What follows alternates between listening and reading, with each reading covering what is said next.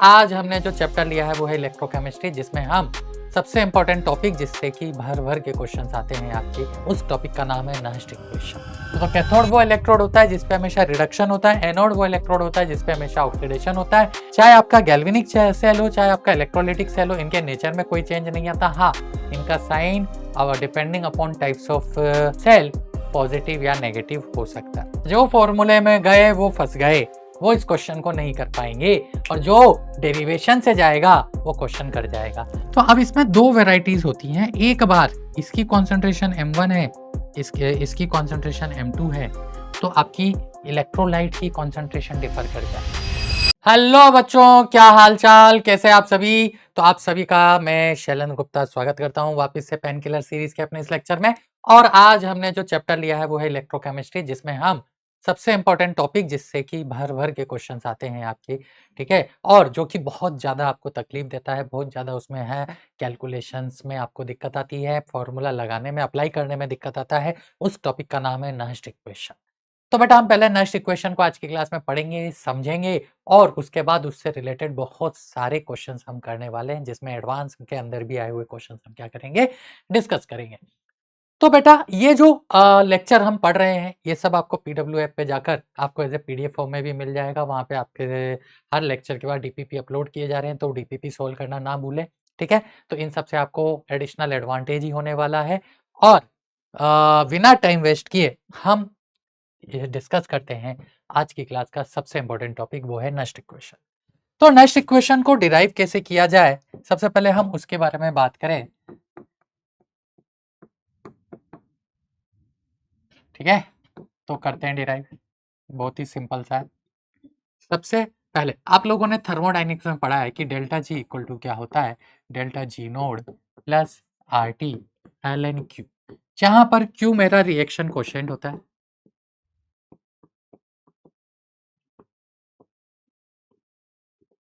ठीक है। डेल्टा जी मेरी गिब्स फ्री एनर्जी होती है, एंड डेल्टा जी नोड भी मेरी गिब्स फ्री एनर्जी है। लेकिन केमिस्ट्री में बेटा आपको होता है जहां भी नोड लग जाता है उसके आगे एक वर्ड यूज हो जाता है, इसे हम बोलते हैं स्टैंडर्ड। तो ये स्टैंडर्ड गिब्स फ्री एनर्जी है, that is standard Gibbs free या एनर्जी। तो ये हमारी स्टैंडर्ड गिब्स फ्री एनर्जी हो गई, ये हमारा क्या हो गया, डेल्टा जी। अब यहाँ पर आपको आर हमारा क्या है, ये गैस कांस्टेंट होता है, इसकी वैल्यू आप लोग पढ़ते हो, ठीक है। SI यूनिट में 8.314 होती है, और डिफरेंट यूनिट्स में इसकी डिफरेंट वैल्यू होती है। और टेम्परेचर हमारा आपको हमेशा कौन सी यूनिट में लेना होता है, केमिस्ट्री के अंदर केल्विन में लेना होता है। तो ये शुरुआत होती है नॉइस्ट इक्वेशन के डेरिवेशन की। यहाँ पे ये एक्सप्रेशन आप पढ़ते हो थर्मोडायनेमिक्स चैप्टर के अंदर, जहां पर इलेक्ट्रोकेमिस्ट्री में जब आप रिलेशन पढ़ते हो तो डेल्टा जी इक्वल टू निकल के आता है माइनस का q into v, charge into potential difference, ये हमारा इलेक्ट्रिक वर्क होता है, ठीक है। तो डेल्टा जी हमें क्या देता है, यूजफुल वर्क देता है, यानी delta G is minus q v. तो यहाँ से क्यू हो गया हमारा n टाइम्स एफ, यानी ये क्या है, ये चार्ज है, और वी को हम यहाँ पे रिप्रेजेंट करते हैं ई सेल से। यानी डेल्टा जी को हम क्या लिख सकते हैं, डेल्टा जी को माइनस NF ई सेल लिख सकते हैं। ई सेल मतलब इलेक्ट्रोमोटिव फोर्स। तो डेल्टा जी नोड को सिमिलर वे में हम क्या लिख पाएंगे, माइनस का NF ई नोड सेल लिख पाएंगे। नोड मतलब क्या होता है बेटा, स्टैंडर्ड ही है, ठीक है, सीधी सी बात ये है। ये आप लोग जानते हो कि ये हमारा इलेक्ट्रिक वर्क है, चार्ज इंटू पोटेंशियल। ये हमारा नेगेटिव ऑफ इलेक्ट्रिक वर्क हमारा क्या देता है, डेल्टा जी गिव्स फ्री एनर्जी। इसको हम बोलते हैं यूजफुल वर्क। यूजफुल वर्क मतलब जो आपके काम आ रहा है। पंखा चल रहा है तो आपको हवा मिल रही है ना, काम आ रहा है ना, ठीक है। तो डेल्टा जी हमारा क्या होता है, नेगेटिव ऑफ यूजफुल वर्क होता है। अब ये सारी वैल्यूज आप जब वहां पुट करोगे तो देखो यहाँ पर क्या आएगा, तो ये आ जाएगा माइनस का NF E cell which is equal to minus का NF ई नोड सेल, ठीक है, प्लस का RT एंड ln Q। पूरे इक्वेशन को आप क्या करो, माइनस RT से डिवाइड मारो।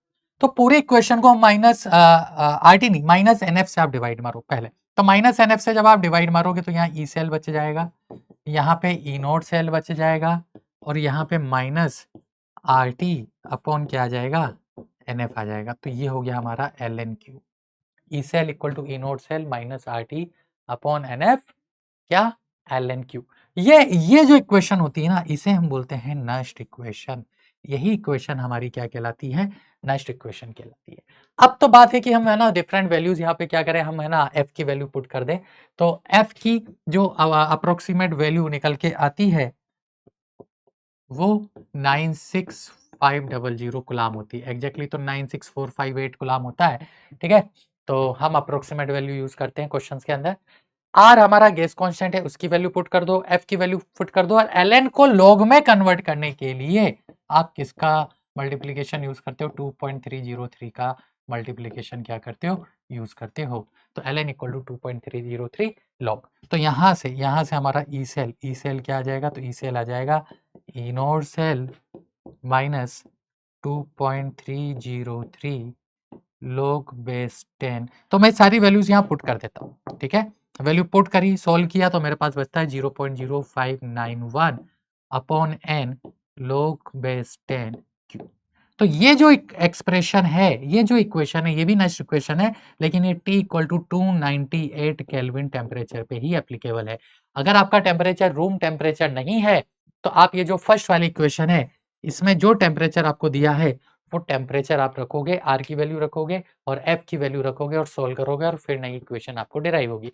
बट जनरली जो क्वेश्चन आते हैं वो आपके इस वाले इक्वेशन से सोल्व हो जाते हैं, क्योंकि बाय डिफॉल्ट जो टेम्परेचर आपको दिया होता है वो रूम टेम्परेचर दिया होता है। तो बेटा ये हमारी नेक्स्ट इक्वेशन होती है। इसको अगर हम नेक्स्ट पेज पे जाएं तो हमारे पास फाइनली क्या बना, हमारे पास बना E cell equal to E naught cell minus 0.0591 upon n log base 10 क्या आ गया, क्यू आ गया। अब इसमें देखो कुछ बेटा छोटे छोटे पॉइंट्स है जिसमें कि आप यहाँ पर क्या करते हो, गलती करके आते हो। जिसमें कि पॉइंट नंबर 1, ये एन क्या है, तो बेटा एन यहाँ पर टोटल इलेक्ट्रॉन एक्सचेंज होता है। बहुत सारे बच्चे यहाँ पे गलती करते हैं और वो एन को एन फैक्टर ले आते हैं। मैक्सिमम केस में एन फैक्टर और टोटल इलेक्ट्रॉन एक्सचेंज सेम ही आता है, लेकिन कुछ कुछ क्वेश्चंस ऐसे हैं जहां पर एन फैक्टर अलग होता है, टोटल इलेक्ट्रॉन एक्सचेंज अलग होता है। तो ऐसे क्वेश्चंस में आपकी गलती हो जाती है। तो ध्यान रखना, एन फैक्टर नहीं है, ये इलेक्ट्रॉन एक्सचेंज है, वो किसमें, during the reaction. Second point ये है कि ये इक्विलिब्रियम, इक्विलिब्रियम पे क्या होता है, तो आपको पता है कि इक्विलिब्रियम पे डेल्टा जी आपका 0 हो जाता है और जो रिएक्शन क्वोशिएंट है Q वो के इक्विलिब्रियम हो जाता है। तो अब अगर हमारा डेल्टा जी 0 है, डेल्टा जी 0 है, तो डेल्टा जी क्या होता है बेटा, डेल्टा जी की वैल्यू होती है माइनस का एन एफ ई। अब ना तो ये 0 होगा ना ये 0 होगा, तो क्या 0 होगा, ई 0 होगा, तो ई इक्वल टू क्या हो जाएगा, इक्विलिब्रियम पे 0 हो जाएगा, ठीक है। तो इक्विलिब्रियम पे जब ई 0 हो गया तो देखो हमारी नेक्स्ट इक्वेशन क्या आ जाएगी, तो यहाँ पे मैं लिख रहा हूँ इधर एट इक्विलिब्रियम, इक्विलिब्रियम पे लगा रहा हूँ नेक्स्ट इक्वेशन, तो at equilibrium E equal to 0, तो यहाँ से आ जाएगा 0 equal to E naught minus 0.0591 divided by n. और क्यू की जगह मैं क्या पुट कर दूंगा, तो क्यू की जगह बेटा मैं यहाँ पर के इक्विलिब्रियम की वैल्यू पुट कर दूंगा, क्योंकि इक्विलिब्रियम पे जो आपका क्यू होता है रिएक्शन क्वोशिएंट, वो किसके इक्वल निकल के आता है, के इक्विलिब्रियम के इक्वल निकल के आता है। ई नोड को इधर ले जाओ, तो यहाँ से ई नोड इक्वल टू क्या आया, 0.0591 अपॉन एन log बेस 10 के इक्विलिब्रियम। तो आप ये इक्वेशन यूज करोगे इक्विलिब्रियम पे, नेक्स्ट इक्वेशन। अब इसमें क्वेश्चन क्या पूछा जाता है, क्वेश्चन आपसे पूछा जाता है कि आपको यहाँ से के इक्विलिब्रियम की वैल्यू निकालनी हो, तो वहां पर आप लोग फंसते हो। तो वो भी मैं आपको सोल्व करके बता देता हूँ कि एन को इधर ले जाओ और इसको नीचे ले जाओ। तो देखो ये क्या हो गया, n E naught divided by 0.0591 equal to log base 10 या के इक्विलिब्रियम, ये आ गया। तो यहां से अब आपको लेना है एंटी लॉग। जिन बच्चों को एंटी लॉग लेना नहीं आता है वो मैं आपको सिखा देता हूं कि कैसे एंटी लॉग लेते हैं। देखो ध्यान से देखना, आपको मान लो ऐसा दिया हुआ है log base 10 x equal to y। आपको क्या लेना है, आपको एंटी लॉग लेना है, दोनों तरफ एंटी लॉग लेना है। तो एंटी लॉग लेने का बहुत ही सिंपल सा तरीका होता है। यहाँ पे देखो क्या है बेस, तो आपको पता है कि बेस है 10, तो यहाँ लिखो 10, और जो भी इधर है ना वो इसकी पावर में भेज दो विद साइन। तो ये हो गया 10 की पावर y, और जो यहाँ पर अंदर है उसको एज इट इज लिख दो। तो x इक्वल टू हो गया 10 की पावर y, ठीक है। उसको यहाँ पर समझना ध्यान से, कैसे, मैंने क्या बोला कि ये बेस क्या है, तो बेस है यहाँ पर 10, तो इसको इधर ले जाओ बेस को, तो ये हो गया 10, और जो भी यहाँ पे लिखा हुआ है वो सबको भेज दो कहाँ, पावर में। तो पावर में जाएगा तो ये क्या होगा, n E naught divided by 0.0591 which is equal to what, K equilibrium. तो ये हमारा क्या आ गया, के इक्विलिब्रियम का एक्सप्रेशन आया कि नहीं आया, तो ये हमारा के इक्विलिब्रियम आ गया। तो 10 की power n E naught upon 0.0591 ये हमारा क्या होता है, इक्विलिब्रियम कांस्टेंट होता है।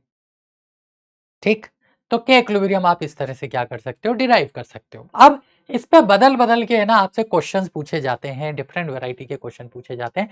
तो अगर आपको ये कंसेप्ट क्लियर है, आपको ये इक्वेशन क्लियर है जो कि हमारी मेन इक्वेशन है, नस्ट इक्वेशन, तो क्यों ना सीधा जेईई एडवांस में आया हुआ एक क्वेश्चन ही आजमा ले। ठीक है, तो सबसे पहले हम स्टार्ट ही करेंगे उस क्वेश्चन से जो कि जेईई एडवांस में आया है। बस शर्त आपको इतनी सी ध्यान रखनी है कि आपको रिएक्शन लिखनी आनी चाहिए कि एनोड पे क्या हो रहा है, कैथोड पे क्या हो रहा है। ठीक है, सेल रिप्रेजेंटेशन हम मान के चल रहे हैं कि आप लोगों ने पहले पढ़ा होगा, बट अगर नहीं पढ़ा है तो भी मैं आपको एक बार यहाँ पर क्वेश्चन के थ्रू समझाऊंगा कि सेल रिप्रेजेंटेशन से कैसे रिएक्शन लिखते हैं। ठीक है, चलो वो भी मैं एक बार बता देता हूँ। Let's say cell representation, cell representation कैसे करते हैं,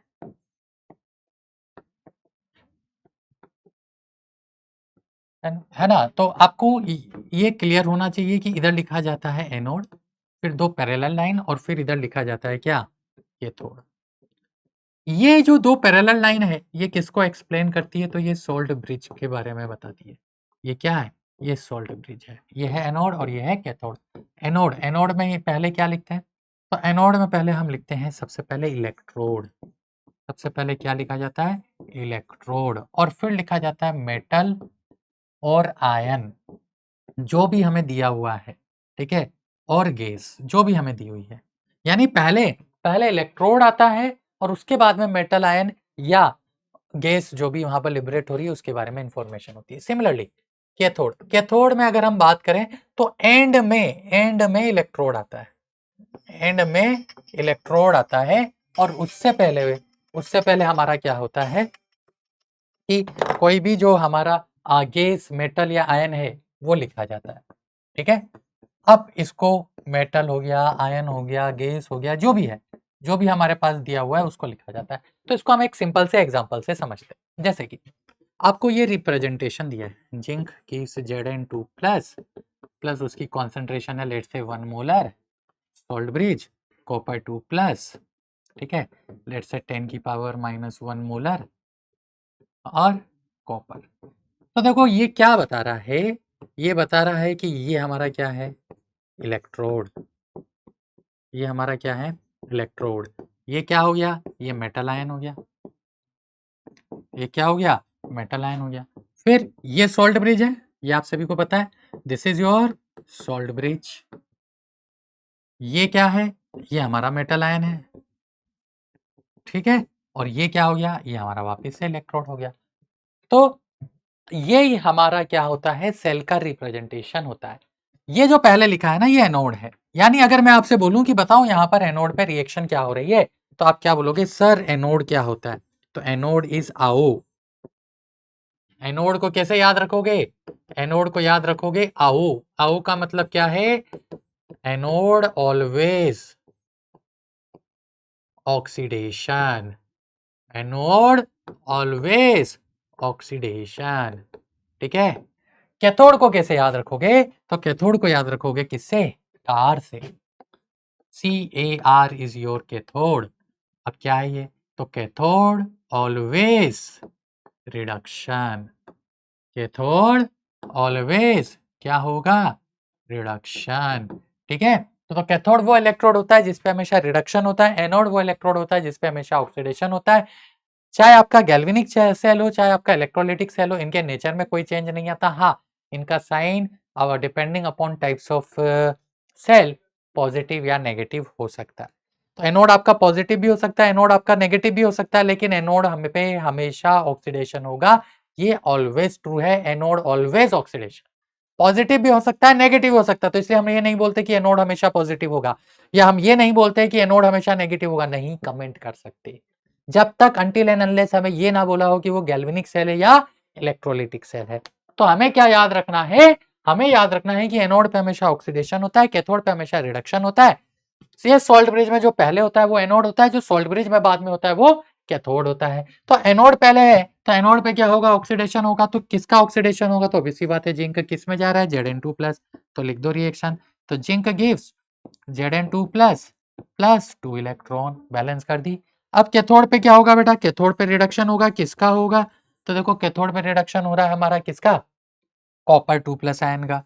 अब कॉपर 2+ आयन कैसे रिड्यूस होगा, 2 इलेक्ट्रॉन एक्सेप्ट करेगा और क्या बना देगा, कॉपर बना देगा। तो इस तरह से हमारा क्या हो जाएगा, कॉपर का रिडक्शन हो जाएगा। तो ओवरऑल हमारे पास रिएक्शन क्या है, zinc plus copper 2+ gives Zn2+ plus copper, ठीक है ना। तो ये इस तरह से हम ओवरऑल क्या करेंगे, सेल रिएक्शन लिखेंगे।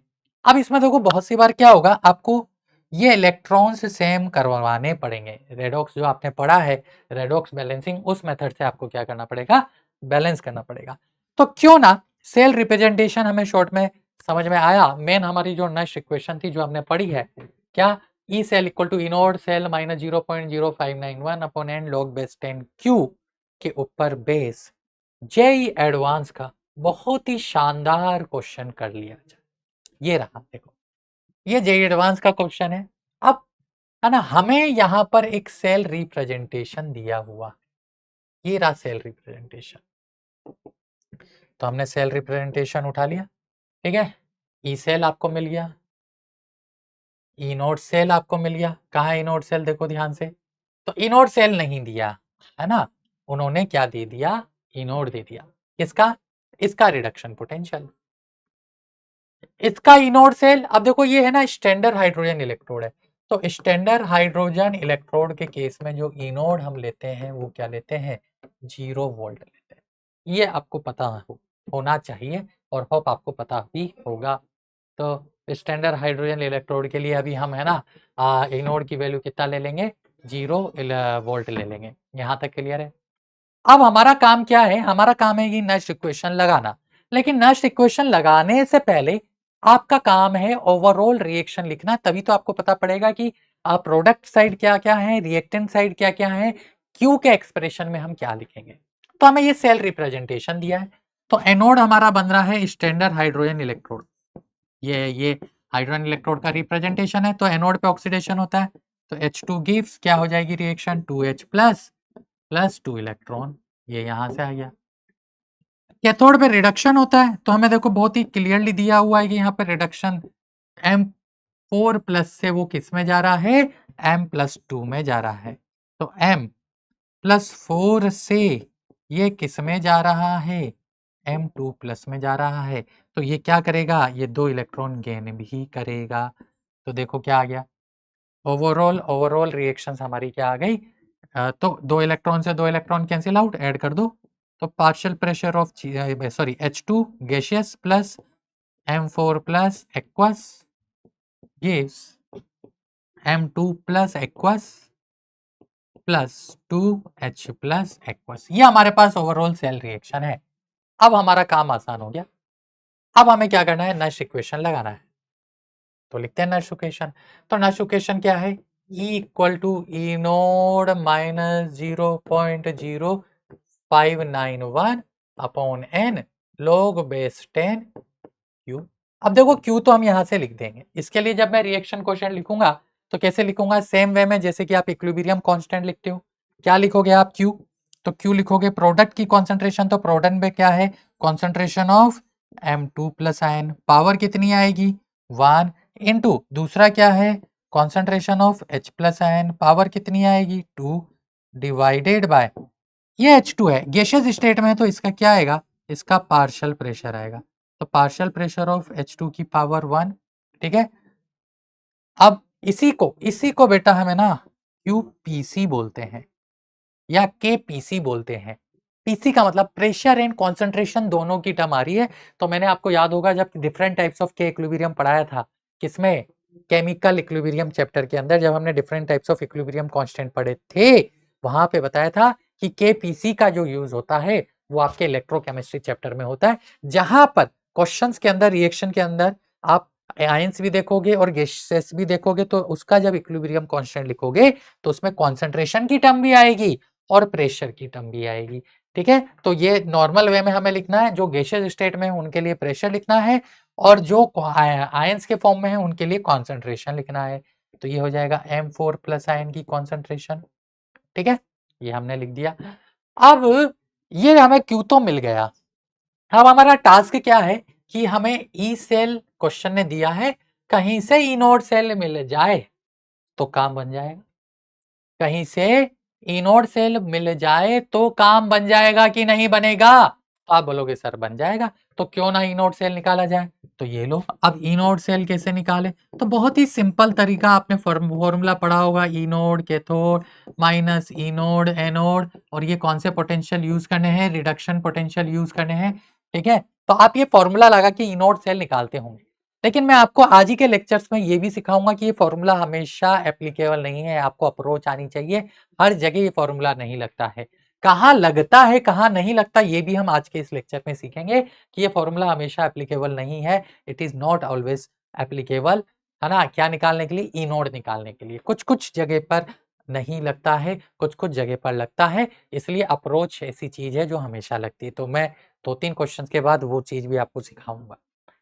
ठीक, तो ई नॉट सेल हम ऐसे निकालेंगे। तो कैथोड कौन है, तो कैथोड हमारा ये है मेटल वाला, इसका रिडक्शन पोटेंशियल देखो क्वेश्चन ने दिया हुआ है 0.51, 0.151। अच्छा, एनोड हाइड्रोजन है, इसका इनोड क्या होता है, 0 होता है, तो इनोड सेल की वैल्यू कितनी आ गई, 0.151। उठा के रखो यहाँ पे, तो ये क्या हुआ, तो ये हो गया E cell equal to E naught, E naught की वैल्यू है 0.151 माइनस, अब देखो 0.0591, एन मैंने क्या बोला, एन आपको होता है कि टोटल इलेक्ट्रॉन एक्सचेंज। तो देखो यहाँ पे 2 इलेक्ट्रॉन फाइनली कैंसिल आउट हो रहे हैं, तो यहाँ पर एन की वैल्यू क्या है, 2 आएगी, टोटल इलेक्ट्रॉन एक्सचेंज 2 होगा, log बेस 10 क्यू।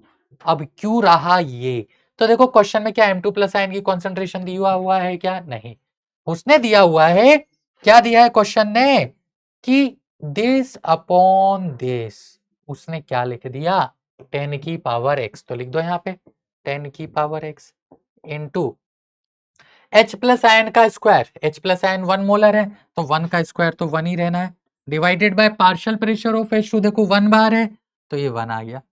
अब ई सेल भी क्वेश्चन ने दिया है, ये रहा 0.092, तो 0.092 इसको भी इधर ले जाओ, माइनस 0.151 इक्वल टू माइनस का 0.591 बाय 2, और ये हो गया log बेस 10 और पावर x, तो ये पावर बाहर आ जाएगी उठ के।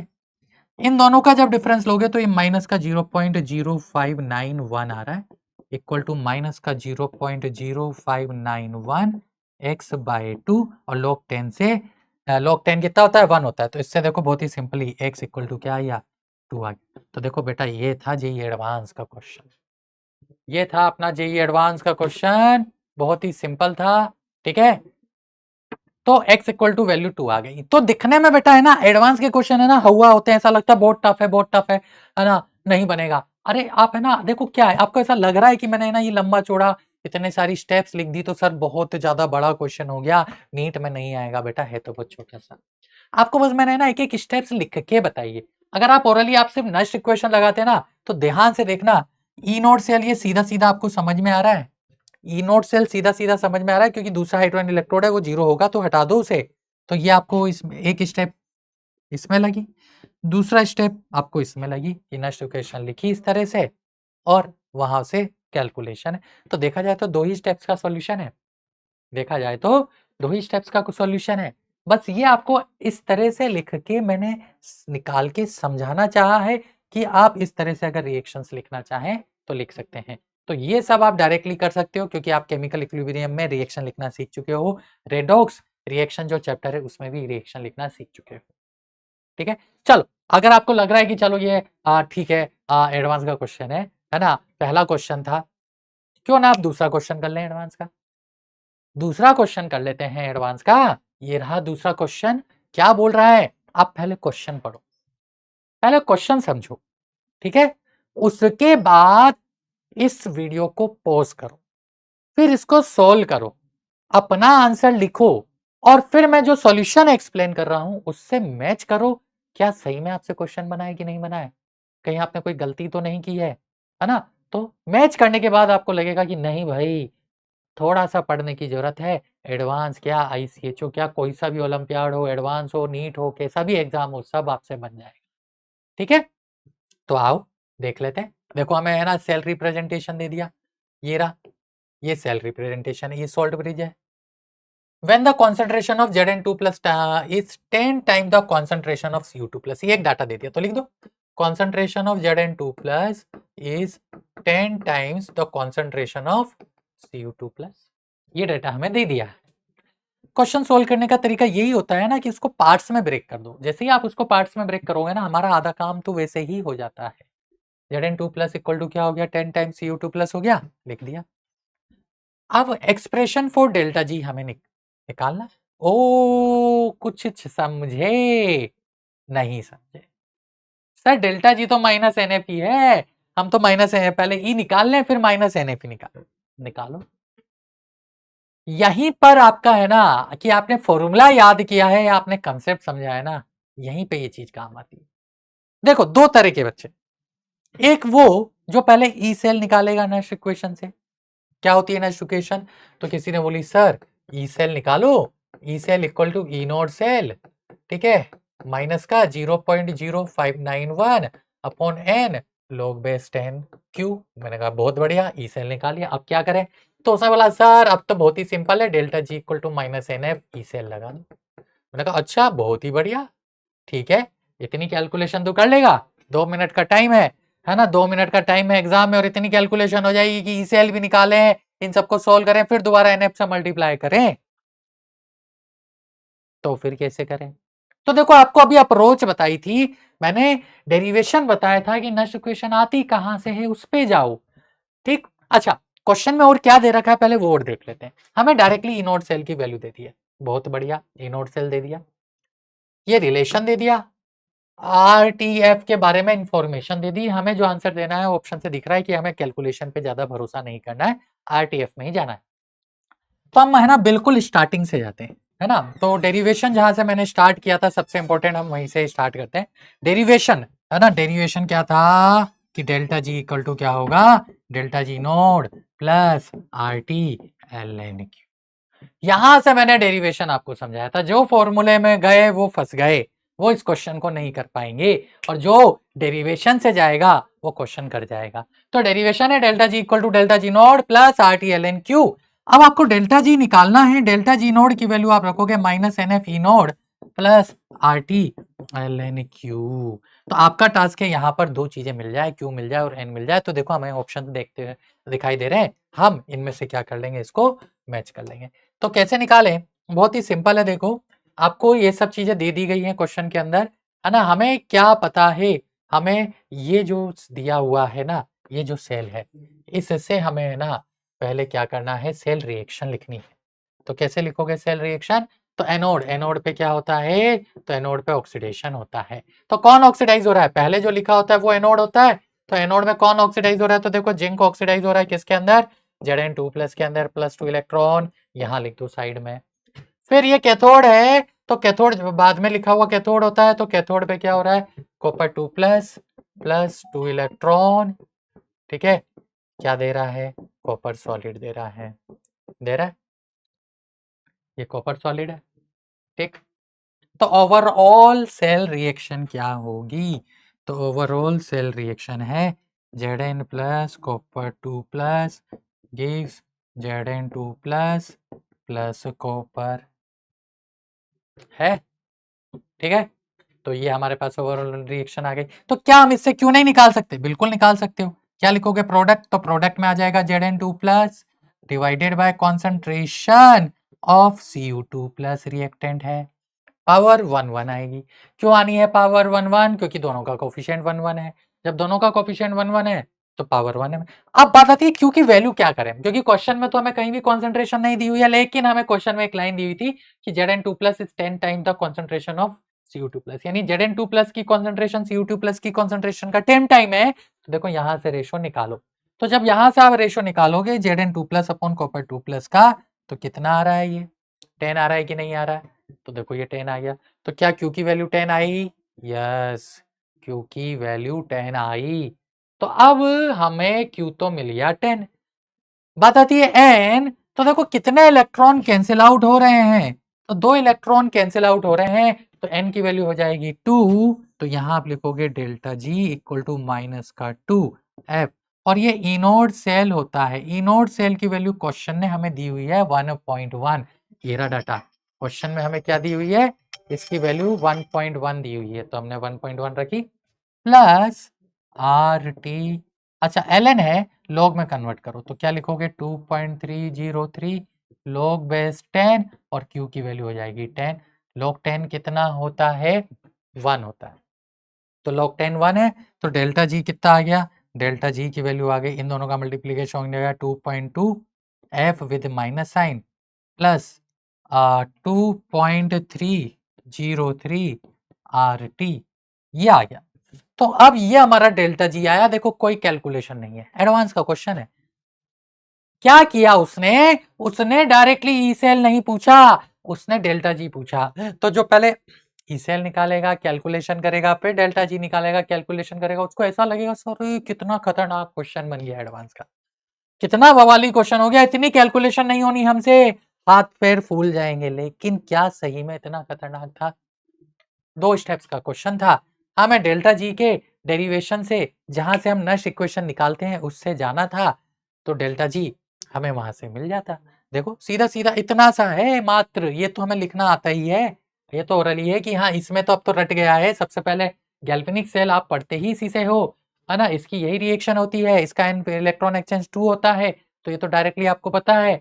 Zn2+ अपॉन Cu2+ आता है, ये आप स्टार्टिंग से पढ़ते हुए आ रहे हो। बाई चांस फिर भी कोई बच्चा भूल गया, तो उसके लिए मैंने साइड में लिख दिया कि ऐसे हम है ना एनोड की रिएक्शन लिखते हैं, ऐसे हम कैथोड की रिएक्शन लिखते हैं, और ऐसे हम फिर उसका क्यू निकालते हैं। ठीक है, तो हमारे पास, तो इस तरह से हम क्वेश्चंस को सोल्व करते हैं। तो बेटा अगर आप है ना सही में नीट में बहुत ही अच्छा करना चाह रहे हो, ओलंपियाड में, जेई एडवांस में अच्छा चाह रहे हो, तो बेटा अपना अप्रोच चेंज करो। रटने पे कम, समझने पे ज्यादा ध्यान दो। जब आप समझने पे ध्यान दोगे, तो बेटा क्वेश्चन टफ नहीं होता है। आपको कंसेप्ट अगर क्लियर है, आप दुनिया भर के कैसा भी क्वेश्चन उठा लो, आप कर जाओगे क्वेश्चन। जैसे कि ये क्वेश्चन था, ऐसे जाते तो फंस जाते, लंबा होता, लगता कि सर 3-4 मिनट लग गए, फिर भी आंसर एग्जैक्ट नहीं आ रहा है। जिन्होंने ये डेरिवेशन समझ लिया, जिन्होंने ये डेरिवेशन समझ लिया, उनसे ये क्वेश्चन क्या हो जाएगा? इजीली सॉल्व हो जाएगा। देखो कहाँ पढ़ाया है, तो देखो आज ही की क्लास में पढ़ाया है मैंने। जिन बच्चों ने ये स्किप करा है वो दोबारा से देख लेना कि सर थ्योरी तो है कि अगर कहाँ से स्टार्ट करवाइए। देखो delta G equal to delta G naught plus RT ln Q से डेरिवेशन स्टार्ट कराया और नेक्स्ट इक्वेशन लिखवाई है। तो ये डेरिवेशन इतने काम का है, इतने काम की है नेक्स्ट इक्वेशन।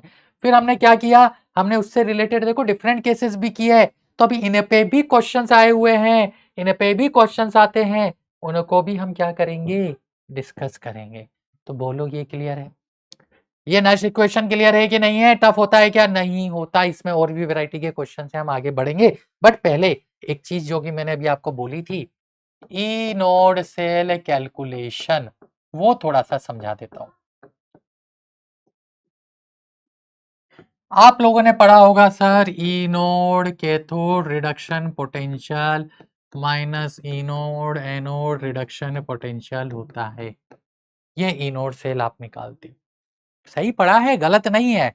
बट मैं अगर आपसे बोलूं कि आपको ऐसा दिया हुआ है कि ई नोड Fe से Fe2+ equal to x, E naught Fe2+ से Fe3+ इस y, और आपसे बोल रहा है कि ई नोड Fe से क्या Fe3+ का वैल्यू बताओ, तो कैसे सॉल्व करोगे?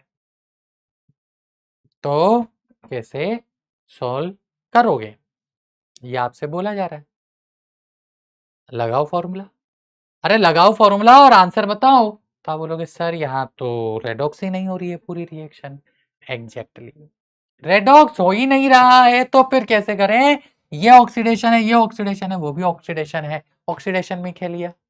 तो इसलिए बेटा अप्रोच बहुत इंपॉर्टेंट है। कुछ ना करो, आप इनकी रिएक्शन लिखो। सबसे पहले रिएक्शन क्या आई? तो Fe gives Fe2 plus plus 2 electron आई। इसकी रिएक्शन लिखो। तो सेकेंड रिएक्शन क्या आई? Fe2 plus gives Fe3 plus plus electron आई। उसकी भी रिएक्शन लिखो। थर्ड क्या है? तो थर्ड है Fe gives Fe3 plus plus 3 electron. अब आपका टारगेट क्या होना चाहिए? आपका टारगेट होना चाहिए कि ये जो दो रिएक्शन दिए ना, उससे ये रिएक्शन डिराइव हो जाए। तो आपको क्लियरली दिख रहा है, क्या दिख रहा है? कि सर इन दोनों को ऐड कर दो, यानी रिएक्शन 1 प्लस रिएक्शन 2 करोगे तो आपको रिएक्शन 3 मिलेगा। मिलेगा? मिलेगा कि नहीं मिलेगा? बोलो। यस मिलेगा। फिर इनोड कैसी प्रॉपर्टी है? तो इनोड तो बेटा इंटेंसिव प्रॉपर्टी होती है। इंटेंसिव प्रॉपर्टी होती है तो क्या डायरेक्टली ऐड या सब्ट्रैक्ट कर सकते हैं? तो आंसर होगा नहीं। अगर डायरेक्टली ऐड सब्ट्रैक्ट नहीं कर सकते तो कैसे माइनस किया? कैसे माइनस किया? तो आप बोलते हो सर हमें क्या मतलब, हमें तो फॉर्मूला दे दो, हमें तो क्वेश्चन सोल्व करने से मतलब है, ये क्यों माइनस हो रहा है हमें नहीं जानना उससे। बेटा कर लो तो फिर यहाँ माइनस लगाओ, यहाँ फॉर्मूला। अब यहाँ क्यों नहीं लग रहा है फॉर्मूला? तो बेटा इसलिए अप्रोच मैटर करती है। ऐसे केसेस में क्या करें? तो मैं तो आपको अप्रोच बताऊंगा, है ना। कब फॉर्मूला लगाना है ये भी मैं आपको बता दूंगा। तो अप्रोच देखो पहले, यानी इनोड इंटेंसिव है तो इससे तो हम सॉल्व नहीं कर सकते डायरेक्टली। दो इंटेंसिव प्रॉपर्टी को डायरेक्टली ऐड या सब्ट्रैक्ट नहीं किया जाता, थर्मोडायनेमिक्स में पढ़ते हैं। तो फिर क्या करें? हमें जाना पड़ेगा डेल्टा जी नोड से, जो कि कैसी प्रॉपर्टी है? एक्सटेंसिव। और एक्सटेंसिव प्रॉपर्टी को हम ऐड सब्ट्रैक्ट कर सकते हैं। तो आप क्या करो, इसका डेल्टा जी नोड लिखो। क्या? Minus n F E naught होगा, है ना। 1 कर दो तो माइनस एन, कितने इलेक्ट्रॉन एक्सचेंज हो रहे हैं? तो 2। एफ ई नोड की वैल्यू क्या है? एक्स लिख दिया। इसका डेल्टा जी नोड लिखो। तो delta G naught 2 equal to minus, कितने इलेक्ट्रॉन एक्सचेंज हो रहे हैं? तो आप बोलोगे सर 1 एफ, और इसका ई नोड कितना है? वाई। आ गया।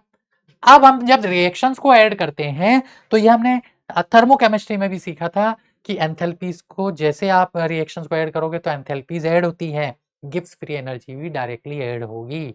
तो रिएक्शंस को ऐड कर रहे हो, 1 + 2 = 3 कर रहे हो, तो आप क्या बोल सकते हो? आप बोल सकते हो delta G naught 3 equal to delta G naught 1 plus delta G naught 2 होगा।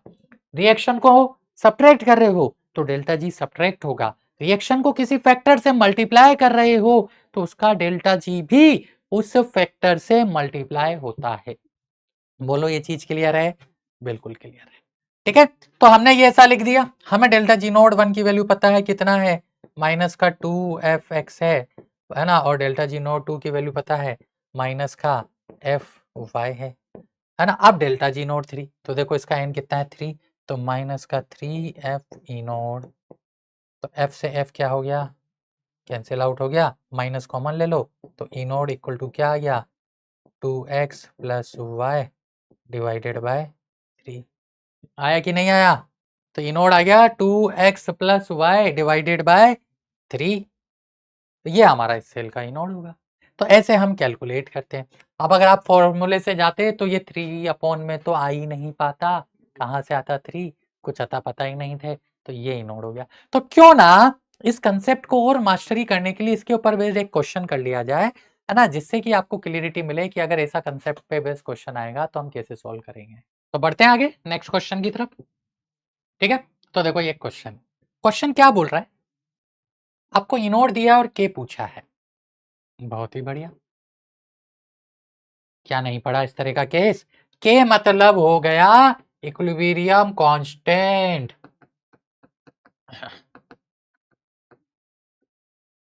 इक्विलिब्रियम कांस्टेंट पूछ रहा है भाई, तो इक्विलिब्रियम कांस्टेंट निकालना नहीं सीखा क्या? सीखा है। क्या होता है देखो, आज ही की क्लास में पढ़ाया है, दिखाऊं? लो, केस 3 देखो आज की क्लास का। कैसे निकालते हैं कि इक्विलिब्रियम 10 की power n E naught divided by 0.0591 लगाओ डायरेक्ट। तो के इक्विलिब्रियम इज व्हाट? 10 की power n E naught divided by 0.0591। यही है ना, रूम टेम्परेचर है, बिल्कुल है। तो रख दो सारी वैल्यूज, तो ये आ जाएगा 10 की पावर n, कितने इलेक्ट्रॉन है तो 2, ई नोड कितना है 1.1 डिवाइडेड बाय 0.0591। अब कैसे इसको सॉल्व करें, तो एग्जाम में बेटा है ना, इसकी वैल्यू वो आपको देगा, कुछ ऐसा डाटा आपको देगा जिसके बेसिस पे आप इसको क्या कर पाओगे, सोल्व कर पाओगे। आपके बस की नहीं है, आप बस इसको सिंप्लीफाई कर लो, आप इसको सिंप्लीफाई कर लो, बाकी काम एग्जामिनर आपको देगा। तो जब इसको आप सॉल्व करोगे तो ये 1.55 इंटू 10⁻³ के आसपास आता है। तो ये हमारा हो गया ऑप्शन बी। ठीक है, इसको सिंप्लीफाई करना है तो आपको ये कैलकुलेशन करनी पड़ेगी, कैलकुलेशन करने के बाद का काम एग्जामिनर खुद कर देगा, है ना। वैसे हम ये सॉल्व कर सकते हैं, एडवांस में हम ये सॉल्व करना सिखाते हैं अप्रोक्सीमेशन से, बट नीट में आपको इतनी कैलकुलेशन की जरूरत नहीं होती है। नीट में वो आपको यहाँ पर क्या देगा, वैल्यू देगा। किस टर्म में वैल्यू देगा, 10 की पावर यहाँ से अलग कर लो, सेपरेट कर लो कैलकुलेट करके, और जो बचेगा 10 की पावर 0.5, ठीक है, या 10 की पावर 0.2 या 10 की पावर 0.3, जो भी वैल्यू बचेगी ना उसकी वैल्यू एग्जामिनर आपको यहाँ पे देगा, किसके अंदर, एग्जाम के अंदर। तो इस तरह से हम क्या करते हैं कि क्वेश्चन, देखो डायरेक्ट क्वेश्चन पूछा जाता है। क्या पूछा जाता है, डायरेक्ट क्वेश्चन पूछा जाता है। तो बढ़ते हैं अब हमारे नेक्स्ट क्वेश्चन की तरफ, जो कि है बहुत ही शानदार जानदार, जो कि आपने अभी कंसेप्ट पढ़ा है उसके ऊपर। कंसेप्ट पढ़ा है ना, क्या बोलता है कंसेप्ट, कि आपको ई नोड कॉपर 2+ से Cu दिया हुआ है, Cu+ से Cu2+ दिया हुआ है, आपको Cu+ से Cu निकालना है।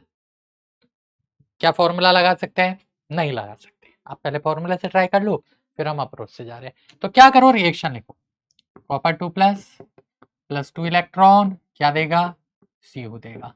यहां पे जाओ, Cu+ gives Cu2+ plus electron. ये फर्स्ट रिएक्शन हो गई, ये सेकेंड रिएक्शन हो गई, इससे ये बन रहा है और इससे ये बन रहा है, एज इट इज लिखना होता है। तो उसका क्या है, Cu+ से क्या है, Cu फॉर्म हो रहा है, तो +1 है यहाँ पे, तो एक इलेक्ट्रॉन यहाँ लिखना पड़ेगा।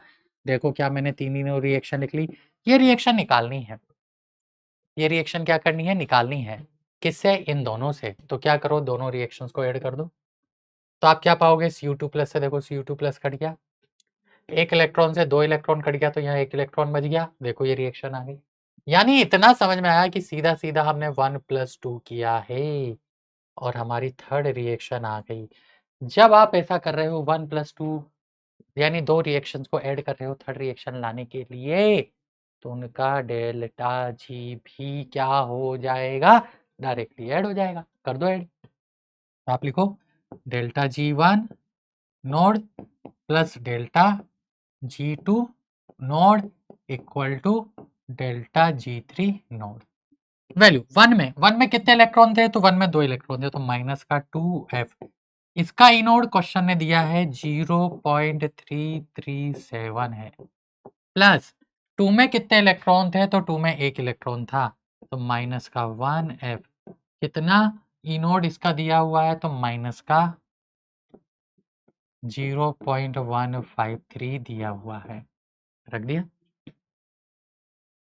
तो इक्वल टू क्या आएगा, तो इक्वल आ जाएगा, देखो इन दोनों का मल्टीप्लीकेशन करो, 0.674 f माइनस और माइनस, तो ये प्लस 0.153 f। अब 3 वाले की बात करें तो कितना इलेक्ट्रॉन है, तो इतना इलेक्ट्रॉन जो एक्सचेंज हो रहा है वो यहाँ पर 1 है, तो माइनस का 1 f, और ये नोड यही होता है डेल्टा जी नोड। जी नोड की वैल्यू -NF हमने रख दिया। करो सिंप्लीफाई, तो f से हमारा f क्या हो गया, देखो कैंसिल आउट हो गया। माइनस का ई नोड इक्वल टू ये वैल्यू आ रही है -0.521, तो ई नोड की वैल्यू यहाँ से क्या आ गई, 0.521। कोई ऑप्शन है, यस, ये हो गया हमारा ऑप्शन नंबर 1।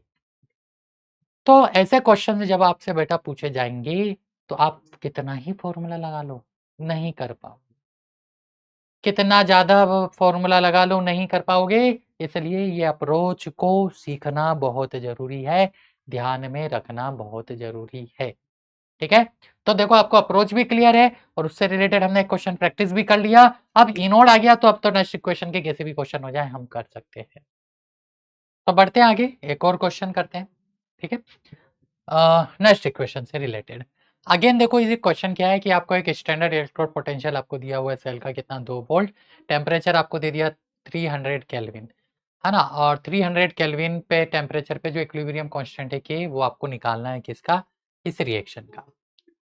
और अप्रोक्सीमेटली आपको कुछ वैल्यूज दी हुई है, आर की इतनी दी हुई है, एफ की ये दी हुई है, तो आपको क्या करना है, अब है ना यहाँ पे ना थोड़ा सा, वैसे अगर ऑप्शन देखें तो ऑप्शन बहुत दूर दूर है, तो अगर आप डायरेक्टली नेक्स्ट इक्वेशन भी यूज कर लोगे तो आपका काम चल जाएगा, है ना। और के कैसे निकालते हैं, तो हम यहाँ पर एक बार दोबारा से लिख लेते हैं कि E इक्वल टू क्या होता है, E naught minus R T upon n F log base 10 क्या आता है, क्यू आता है, तो यहाँ पे आपको किससे मल्टीप्लाई करना है, 2.303 से, ये होती है।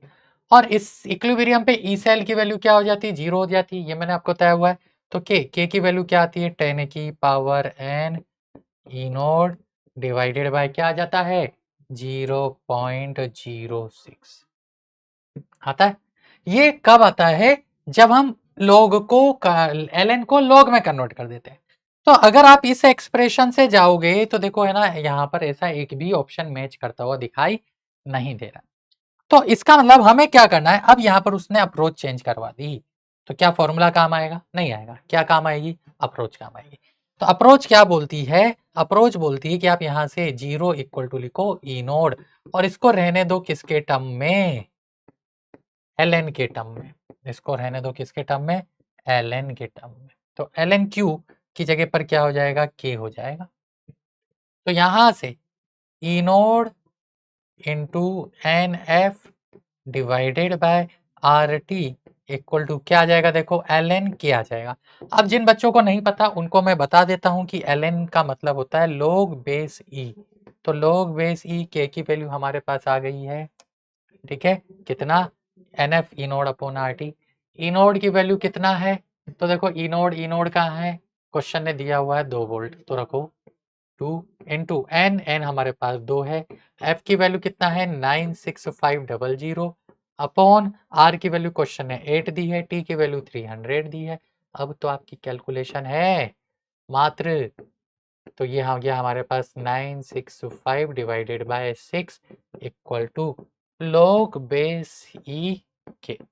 अब एंटीलॉग लेना है, ठीक है, एंटीलॉग लेना मैंने आपको सिखाया है, सिखाया कि नहीं सिखाया है, कि जो बेस यहाँ पर होता है उसकी पावर में जाता है, तो बेस है ई, इसकी पावर में आ जाएगा 965 अपॉन 6 इक्वल टू के।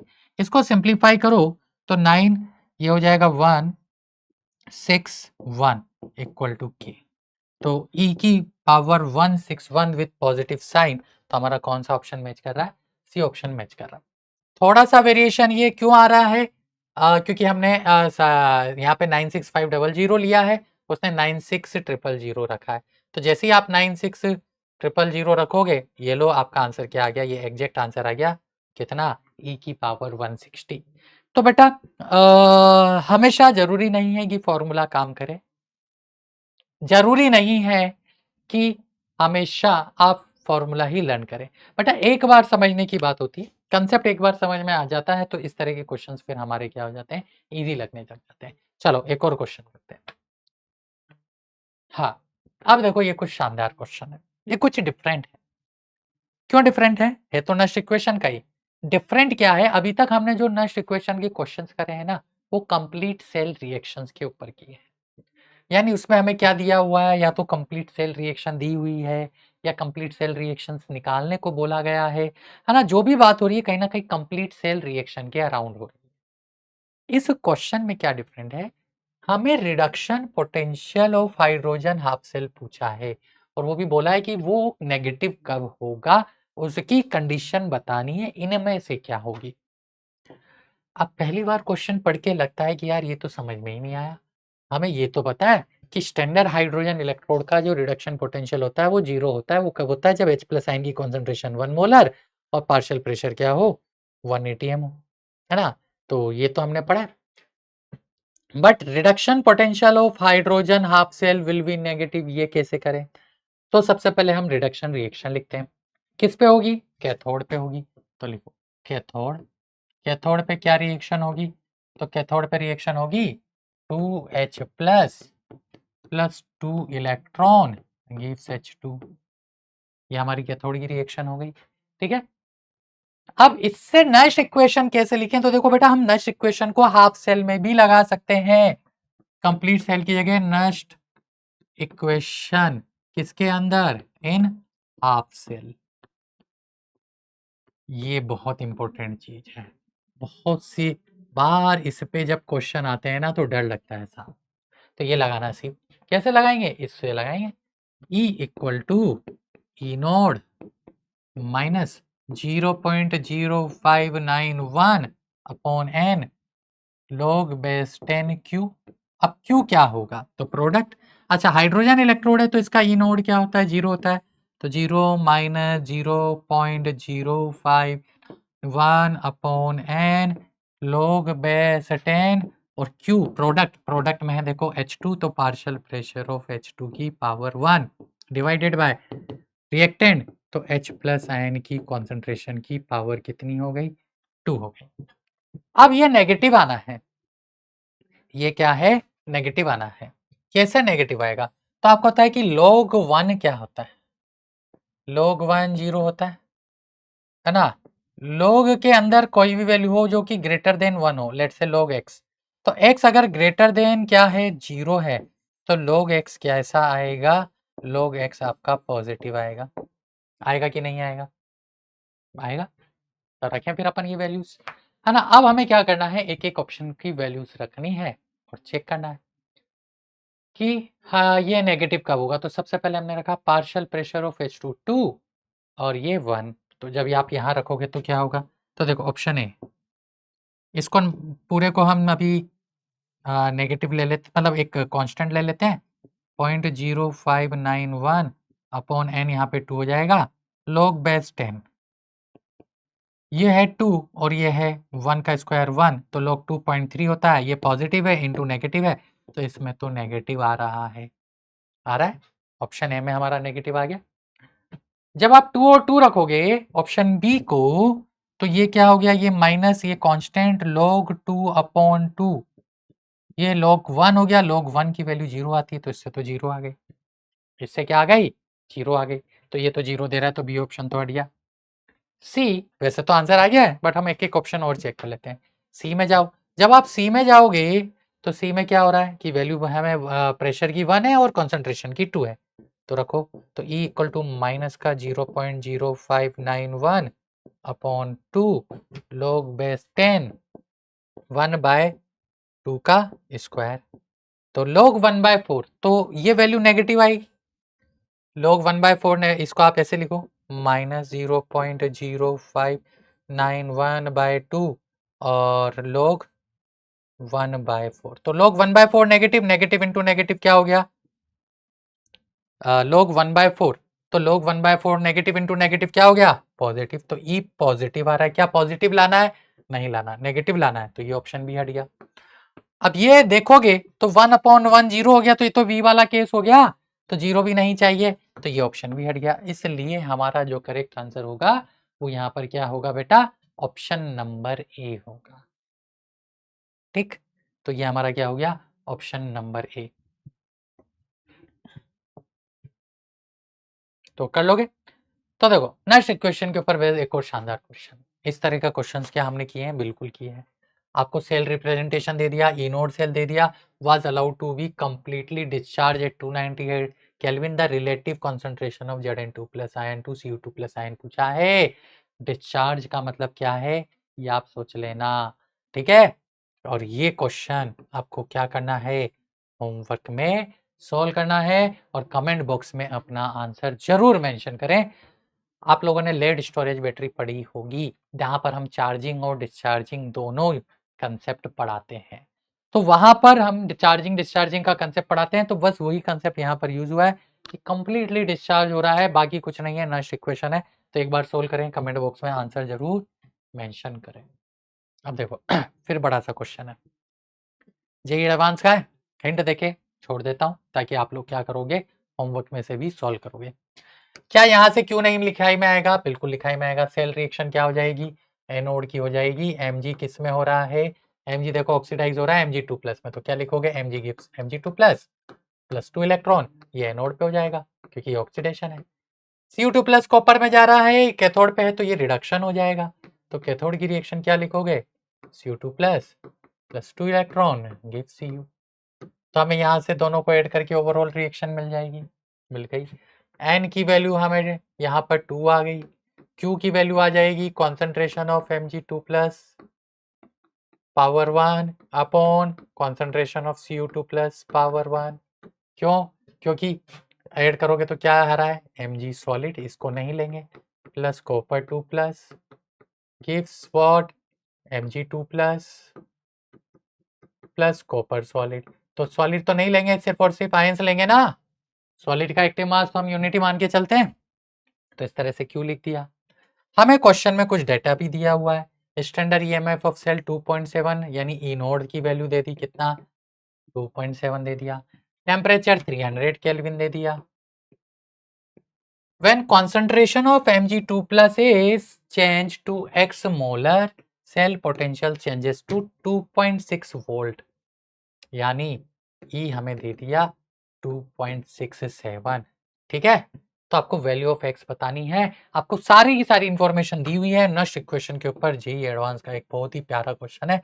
अगर आपको नस्ट इक्वेशन समझ में आई है तो बस ये लाइन जो यहाँ पे बोल रहा है ना, when the concentration of Mg2 plus ion is changed to x molar, ये लाइन समझ जाना और सही से रिएक्शन में यूज कर जाना, तो ये क्वेश्चन बनेगा। ट्राई मारो, इस क्वेश्चन को सॉल्व करो तो आपका कॉन्फिडेंस बहुत ज्यादा बूस्ट हो जाएगा। इसलिए सब कुछ समझा के एंड में बस आपको मैं होमवर्क में ये क्वेश्चन दे रहा हूँ, तो करें सॉल्व और अपना आंसर चैट बॉक्स में जरूर लिखें, कमेंट बॉक्स में, ऑब्वियस सी बात है। तो इससे आपका मोटिवेशन क्या होगा? इंक्रीज होगा। देखो नस्ट क्वेश्चन पढ़ के दोनों हमने एडवांस के क्वेश्चन किए, दोनों हमें सिंपल लगे, और तीसरा क्वेश्चन मैं आपको होमवर्क दे रहा हूँ, ये इन दोनों क्वेश्चन से भी ज्यादा टफ क्वेश्चन है, पर ट्रिकी है थोड़ा सा। क्यों? क्योंकि ये लैंग्वेज यहाँ पर समझनी है। तो अगर आपको ये लैंग्वेज समझ में आ गई तो क्वेश्चन आपका वहीं के वहीं क्या हो गया? सॉल्व हो गया। तो होमवर्क में जरूर इसको ट्राई करें। हाँ भाई, अब क्या करें? इस क्वेश्चन को भी होमवर्क दे दें? ये लो भाई, क्या कर लें सॉल्व? इसमें एक और होमवर्क है, ये भी आपका होमवर्क है, ये भी आपका क्या है? होमवर्क। सारी चीजें दी हुई है इसमें। अच्छा, इसमें ना एक कंसेप्ट है, चलो इस कंसेप्ट को पढ़ा देता हूँ। इस कंसेप्ट का नाम है कॉन्सेंट्रेशन सेल। क्या होता है concentration cell?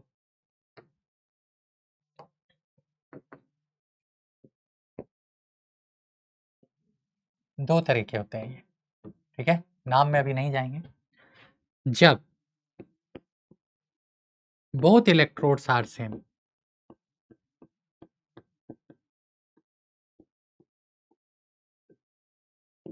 of same substance, जब दोनों ही इलेक्ट्रॉन सेम सब्सटेंस के बने होते हैं तो उस केस में जो सेल बनता है उसे हम बोलते हैं कॉन्सेंट्रेशन सेल। कैसे? जैसे कि कोई मेटल है, इस मेटल की रोड को मैंने क्या किया? इसी मेटल की आयन के सॉल्यूशन में डिप किया, तो यहाँ पे क्या आ जाता है? Mx प्लस आ जाता है। फिर दूसरा मेरे पास क्या है? इसी मेटल की रोड को मैंने दोबारा डिप किया, किस में? मेटल X प्लस के सॉल्यूशन में, और दोनों को कनेक्ट कर दिया, और यहाँ क्या लगा दिया? सॉल्ट ब्रिज लगा दिया। ठीक है, तो अब इसमें दो वेराइटीज होती हैं। एक बार इसकी कॉन्सेंट्रेशन M1 है, इसकी कॉन्सेंट्रेशन M2 है, तो आपकी इलेक्ट्रोलाइट की कॉन्सेंट्रेशन डिफर कर जाती है। एक वेराइटी ये है। दूसरे केस में वो क्या करेगा? गैस इलेक्ट्रोड लगा देगा। क्या लगाएगा? Gas electrode. तो जैसे कि हाइड्रोजन इलेक्ट्रोड लगा दिया, तो दूसरे केस में क्या होगा? प्रेशर डिफरेंट होगा। तो दो तरह के होते हैं, दोनों तरह में दोनों तरह में क्या होगा, इलेक्ट्रोड हमारा सेम होगा। पॉइंट क्या है वो समझाना चाह रहा हूँ। दोनों केसेस में इलेक्ट्रोड हमारा क्या होगा, सेम होगा। जब इलेक्ट्रोड हमारा सेम होता है, ठीक है, तो कॉन्सेंट्रेशन सेल के लिए इनोड सेल क्या हो जाएगा, 0। क्यों 0 हो जाएगा, क्योंकि देखो आप क्या लिखते हो, inode cathode minus inode anode, कौन सी वैल्यू, रिडक्शन वैल्यू। तो जब यहाँ से आप जाओगे रिडक्शन पोटेंशियल से, तो रिडक्शन पोटेंशियल तो दोनों का सेम आएगा, जो कैथोड बन रहा है उसका भी सेम है और जो एनोड बन रहा है उसका भी सेम है, तो x माइनस एक्स की वैल्यू क्या हो जाएगी, 0। तो आपको क्या याद रखना है, कॉन्सेंट्रेशन सेल के जब क्वेश्चंस आए तो अभी तक जो आप करते हुए आ रहे हो वो सारी चीजें आपको करनी है, बस इनोड सेल की वैल्यू को 0 पुट कर देना। जैसे कि ये जो आपको एग्जांपल दिख रहा है ना, ये कॉन्सेंट्रेशन सेल है, ये एनोड है, ये आपका कैथोड है,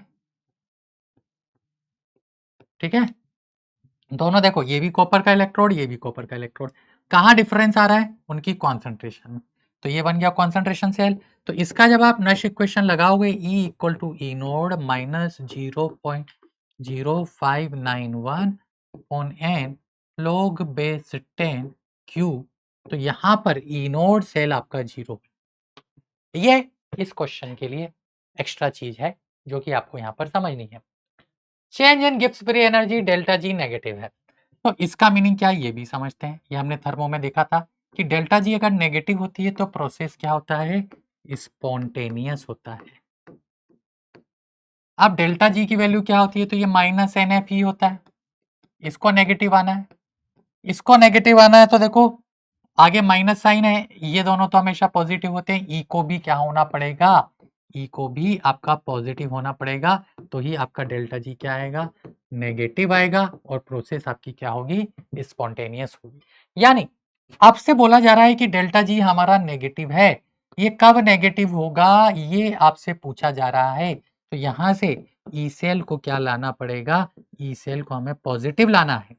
ई सेल को पॉजिटिव लाना है। अब देखो ये आगे यहाँ पे नेगेटिव साइन है, यानी ई का एक्सप्रेशन मेरे पास क्या बना, माइनस 0.0591 अपॉन एन, तो एन यहाँ पर 2 आएगा, लोग बेस 10 क्या हो जाएगा, क्यू आ जाएगा।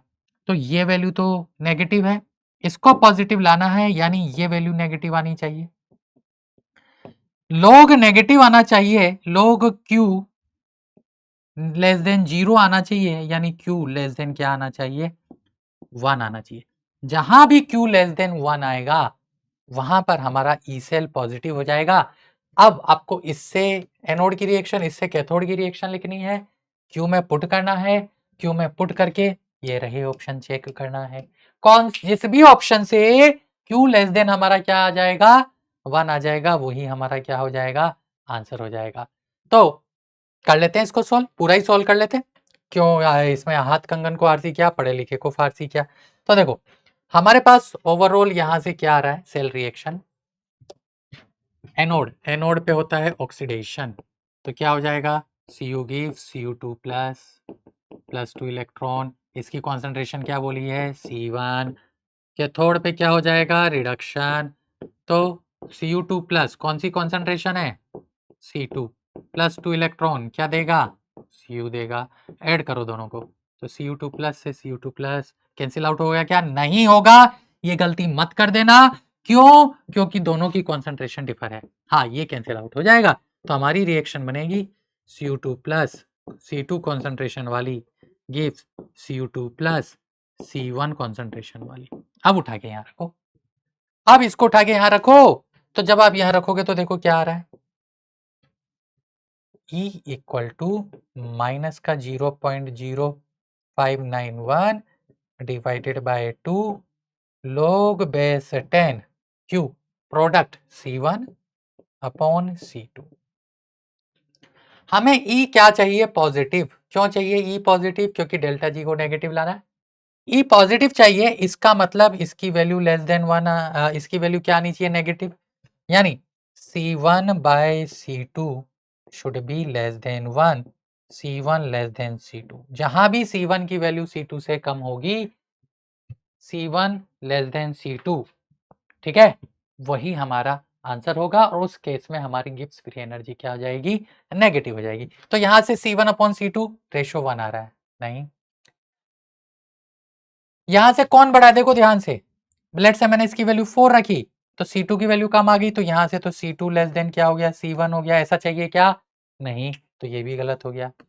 यहां से देखो कौन बड़ा है, अगेन C2 छोटा हो गया, क्योंकि C2 की वैल्यू 1 तो C1 1 इंटू 2 2 हो जाएगा, तो ये भी C2 लेस देन C1 हो गया, तो ये भी गलत हो गया।